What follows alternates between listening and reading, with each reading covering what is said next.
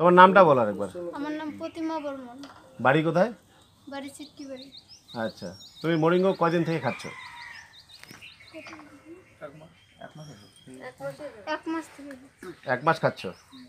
তো তোমার 4 দিনে একটা ভিডিও করা হয়েছিল, হ্যাঁ 14 দিনে একটা ভিডিও করা হচ্ছে, আজকে 1 মাসের মাথায় আর একটা ভিডিও করা হচ্ছে। তো এই 1 মাসের মধ্যে তোমার যে পরিবর্তনগুলো ঘটছে শারীরিক, সেটা সম্বন্ধে তুমি একটু নিজের মুখে বলো।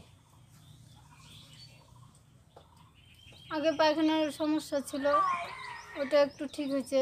আগে দুধ দই এগুলো খেতে পারতাম না, ডিম খেতে পারতাম না, খালি বমি হতো।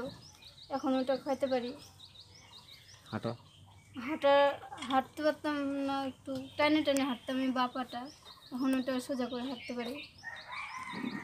এমনি কোনো কাজকর্ম মানে আগে করতে পারতা কি? আগে কোনো কাজকর্মই করতাম না, খায়া থালাটাও দিতাম না। এখন কিছু করতে পারো? এখন নিজের থালাটাও ধুই, মাঝে মাঝে উঠান ঝাড় দেই। মাঝে মাঝে উঠানো ঝাড় দিচ্ছ? হ্যাঁ। আচ্ছা, এমনি ঘুরে বেড়াই। ঘুরে বেড়াও পাশাপাশি? আগে তো যাওয়া সম্ভব ছিল না, মানে সবসময় মানে বিছানাতেই থাকতাম? বিছানাতেই থাকতাম, বাড়িতে এদিকে ওদিকে একটু বসে থাকতাম। আর ওই পায়খানা পেচ্ছাপের ইয়েটা? ওটা একটু কমছে পায়খানাটা। আগে পায়খানা একটু পরে পরে, মানে যতক্ষণ পেটে খাবার থাকতো ততক্ষণই পায়খানা হইতো, খাওয়ার শেষ হয়ে গেলে পায়খানা কমে যেত। মানে শরীরে কি একটু শক্তি আসছে? হ্যাঁ এখন একটু শক্তি আসছে, মনে জোর বাড়ছে যে মানে আমার কিছু হবে, আমি ভালো হবো, আগের জায়গায় ফিরবো, এটুক মনে জোর আসছে তো? হ্যাঁ। এই জোরটাকেই রাখবা।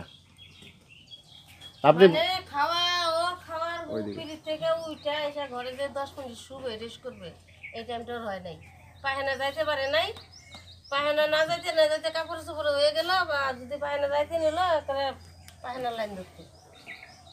আর এখন খাওয়া দাওয়ার 1 ঘন্টা আধা ঘন্টা বা 2 ঘন্টা পরেও হয়, কোনোদিন আবার দুপুরে খাওয়ার পরে মানে হইলো এখন না। বুঝতে পারে যে আমাদের যখন পায়খানা চাপ দিলে আমরা বুঝতে পারি, হ্যাঁ। ও এখন বুঝতে পারে। হ্যাঁ ওইটা বুঝতে মানে আগে বুঝতো না। না, ওকে পায়খানা গেলি না কয় আমি টেরি হইনি কোন দিকে হয়ে গেল।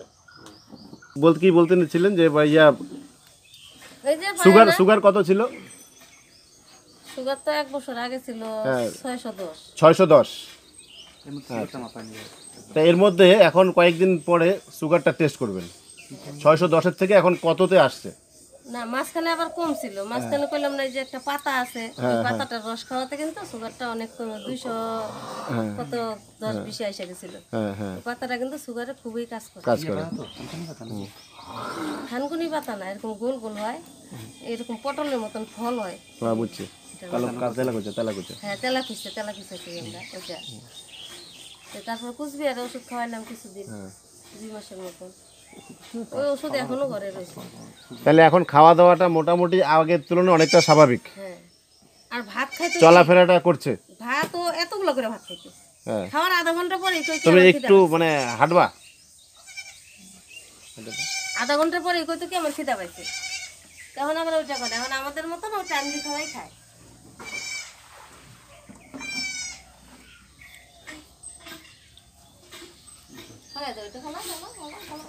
এখন কি তুমি মানে আগে তো বাড়ির বাইরে বেরোতে পারতা না, এখন মোটামুটি কি পাড়া প্রতিবেশী পাশাপাশি বাড়ি মানে একটু এখন যেতে পারো? একা একা না কারোর সহযোগিতা লাগে? একা যেতে পারো। তাহলে যে ওষুধটা তুমি খাচ্ছ, এই ওষুধটার তোমার মনোবলটাকে বাড়াইছে একটু হলো? হ্যাঁ। তাহলে ওষুধটা নাম জানো তুই? কি নাম? মোরিঙ্গো। হ্যাঁ মোরিঙ্গো। তাহলে তোমার জীবনে মোরিঙ্গো অনেকটা পরিবর্তন নিয়ে আসছে, তাহলে একটা ধন্যবাদ দিবা না? তো বলো থ্যাংক ইউ মোরিঙ্গো, নাকি?